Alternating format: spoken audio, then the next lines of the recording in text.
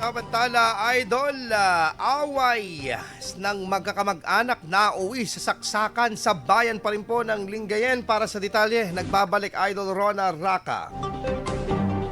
104.7 IFM. Report! Nauwi sa saksakan ang away ng magkakamag-anak sa Barangay Libsong East, Banang Lingayen, Pangasinan. Sa panayam kay Barangay Kagawad Sally Fernandez, muli sana umanong magkakaroon ng hearing ang mga ito sa nauna ng alitan, bagamat nangyari ang insidente. Hindi na ayos. So, sumuko ang barangay na dahil paulit-ulit na hearing, iba-ibang kwento, iba-ibang topic, iba-ibang kaso, iba-ibang reklamo ang mga natanggap namin dito sa barangay.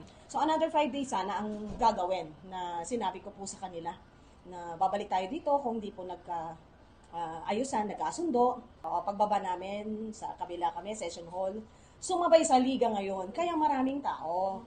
Nagkarambol na, labo-labo na. So may mga kagawad naman na umawat.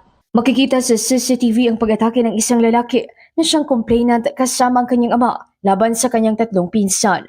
Dito na nagumpisa ang tila rambolan sa labas ng barangay hall na agad sinubukang awati ng mga residente. Nagdamo ng saksak ang mag-ama dahilan upang isugod ang mga ito sa paggamutan. Ani Fernandez, wala umano silang nakitang patalim sa pinsan na babae na siyang tumaksak sa mag-ama. Sa panayam kay Lingayen Police Station Chief of Police, Police Lieutenant Amor Sumini, ayon sa mga nakasaksi, ice pick daw ang ginamit ng panagsak, subalit hindi na ito na-recover. Pag-iimbestiga natin, isang ice pick daw yung ginamit ng suspect at hindi rin natin na-recover yung nasabing ginamit na patalim, yung ice pick nga po. At nalaman na lang natin sa mga witnesses na nandun. Nahuli agad ang suspect bagamat nakalaya rin matapos magpiyansa. Samantala, napag-alaman na may pagbabanta na ang mga inirereklamo sa mag-ama at noong araw ding iyon ay minura umano ang tatay nito na naging metsa ng kanilang pag-aaway.